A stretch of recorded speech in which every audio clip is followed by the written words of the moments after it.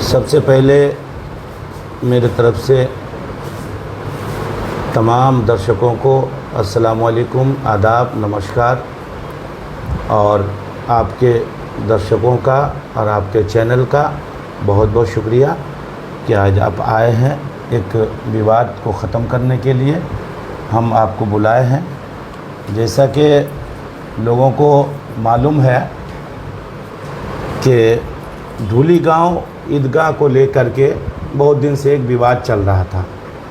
विवाद कुछ भी नहीं, अगर समझना चाहें तो कोई विवाद नहीं, क्योंकि जो जमींदाता है, जिन्होंने लैंड को डोनेट किया है, उनके तरफ से किसी तरह का कोई एतराज़ नहीं है।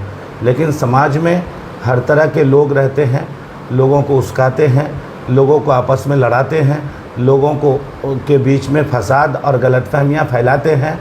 तो ऐसे लोगों की गलतफहमी फैलाने की वजह से धूली गांव ईदगाह को लेकर के विवाद चल रहा था, जिसके सिलसिले में हमने हामिदुर रहमान साहब, जो हमारे विधायक हैं चोपड़ा के, उनके साथ डिस्कशन किया। उन्होंने हमको इंस्ट्रक्शन दिया कि वो कोई विवाद नहीं है, आप जो है साहिब ज़मीन, यानी जिन्होंने ज़मीन वहाँ दान किया है, उनसे आप बात करो। बात करने के बाद फिर पुलिस डिपार्टमेंट से कंसर्न करो। हमने उनके इंस्ट्रक्शन और उनके आदेश के मुताबिक हमने आईसी साहब और जो रामगंज फारी के आयो साहब हैं, जहांगीर साहब, हमने डिस्कशन किया।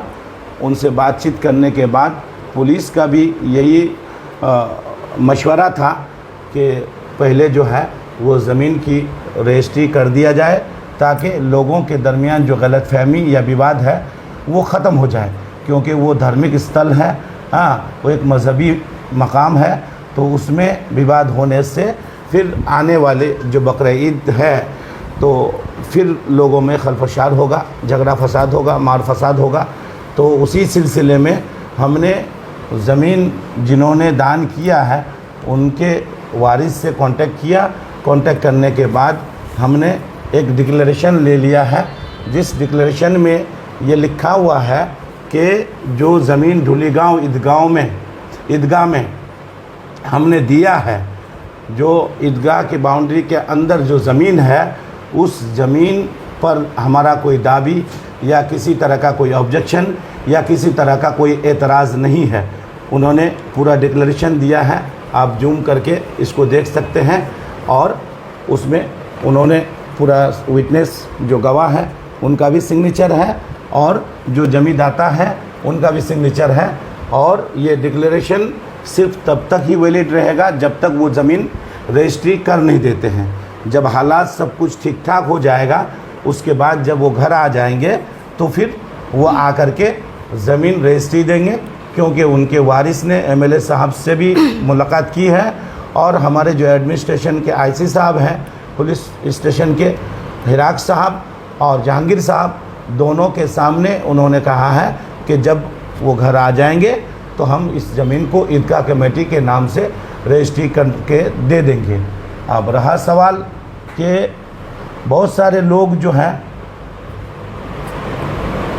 गलतफहमियां फैलाते हैं समाज में, तो मैं उन लोगों से कहता हूं कि समाज में अमन व शांति कायम रखा जाए। और अमन व शांति के साथ जो सामने ईद की नमाज़ आ रही है, बकरीद की, तमाम लोगों को हक है कि बकरीद के मौके पर अपने अपने तरीके से लोग सेलिब्रेट करें, बकरीद की नमाज़ अदा करें। और रही बात मेरे बारे में, कुछ लोग ऐसे हैं जो कुछ नौजवानों को मेरे बारे में उस्काते हैं, और उस्काने के बाद बहुत सारी बातें मुझे गाली गलौज तक करते हैं लोग। जबकि मेरा जो तरीक़ा है, एमएलए साहब के इंस्ट्रक्शन और उनके डायरेक्शन और हामिदुर रहमान साहब के बताए हुए रास्ते पर मैं काम करता हूं।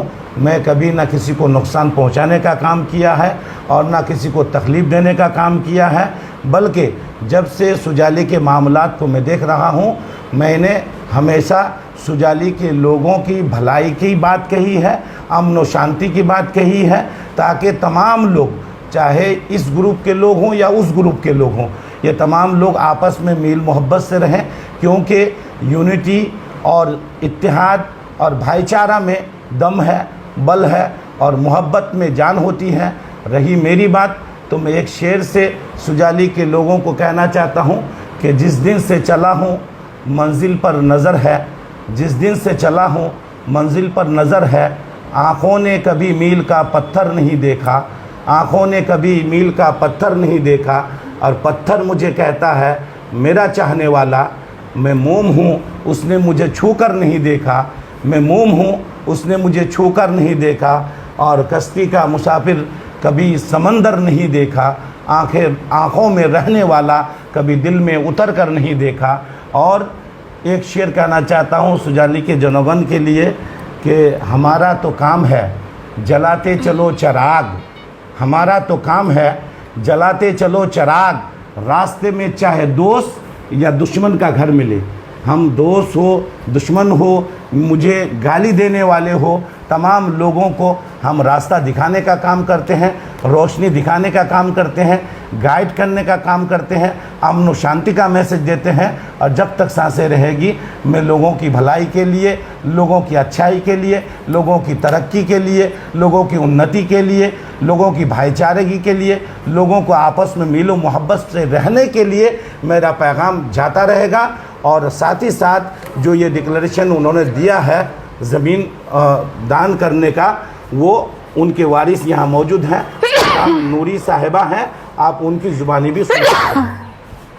আমি সবাইকে ঈদুল আজহারের শুভেচ্ছা জানাচ্ছি।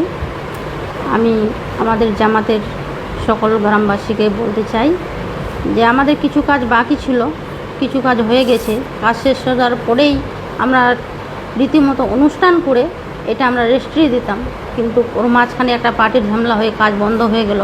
প্রায় 1.5 বছরের বেশি হয়ে গেল, কাজ এখনও বন্ধ আছে। তো আমরা যেহেতু এটা আল্লাহর নামে দিয়ে দিয়েছি, কেউ কি আল্লাহর নামে দান করে আর ফেরত নেই? আমরা তো এটা ঈদগাহর নামেই নিয়েছিলাম, ঈদগাহতে দেওয়ার জন্যই নিয়েছিলাম, কিন্তু জমিটা তো আমার নামে বা আমার ছেলের নামে কারো নামে নেই, আমার হাজব্যান্ডের নামে আছে। আর আমার জামাতে সবাই জানে যে আমার হাজব্যান্ড বাড়িতে নেই, তো তবু ওরা বলছে রেজিস্ট্রি করে দাও। তো উনি যেহেতু রেজিস্ট্রি অফিস আসতে পারছেন না, কোনো কারণ বলছে, তো আমি রেজিস্ট্রিটা কীভাবে দিব সেই জন্য একটা স্ট্যাম্প পেপারে এমএলএ সাহেবের সঙ্গে পুলিশ প্রশাসনের কথা বলে, সাদিবুলদার সঙ্গে কথা বলে সেটা রেডি করলাম। রেডি করে পুলিশ প্রশাসনকে এখন আমি দেবো সেটা। আর আমি সকল জামাতবাসীকে এটা বলতে চাই, আপনারা সবাই নামাজ পড়ুন, আমাদের কোনো দাবি দাবা নাই। আমার হাজব্যান্ড যখনই আসবে ঠিক সময় মতো আমরা রেজিস্ট্রি দিয়ে দেবো।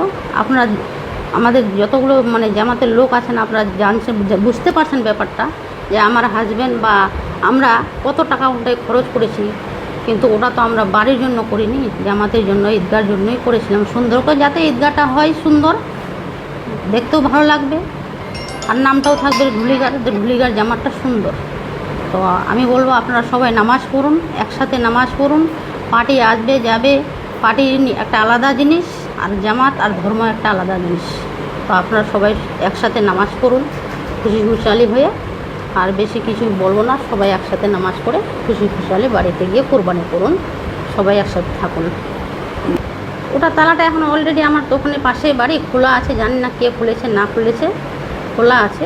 তো আমি আর বেশি কিছু বলতে চাই না, কারণ আমি সবাইকে এটাই আমার শুভেচ্ছা সবার কাছে পৌঁছাতে চাচ্ছি, মানে বলছি সোশ্যাল মিডিয়ার মাধ্যমে, যাতে সবাই সুন্দরভাবে ওখানটায় একসাথে নামাজটা করে। আর শুধু ওই ঢুলিগাই জামা মসজিদটাতে দিনই জমি কিনে আমার হাজব্যান্ড বেলঝাড়িতেও দিয়েছি, ওখানটায় কোনো মানুষের অসুবিধা হচ্ছে না। ময়নাগুড়িতে একটা মসজিদ তৈরি করে দিয়েছি অনেক দিন আগে, তারপরে কালকেপুরে কিনে দিয়েছি, তারপরে চান্দাগোছে কিনে দিয়েছি, বাকি কোথাও অসুবিধা হচ্ছে না। আমার নিজের জামাতে যখন অসুবিধা হচ্ছে তো আমি ডিক্লারেশনটা করে দিলাম এমএলএ সাহেবের সঙ্গে কথা বলে, আর পুলিশ প্রশাসনের সঙ্গে আর সাধুবের সঙ্গে কথা বলে, যে আমি ডিক্লারেশনটা করে দিলাম। যখন আমাদের সময় আসবে, আমার হাজব্যান্ড বাড়ি আসবে, ও রেজিস্ট্রি দিতে পারবে, তখন ঠিক সময় আমরা রেজিস্ট্রি দিয়ে দেবো।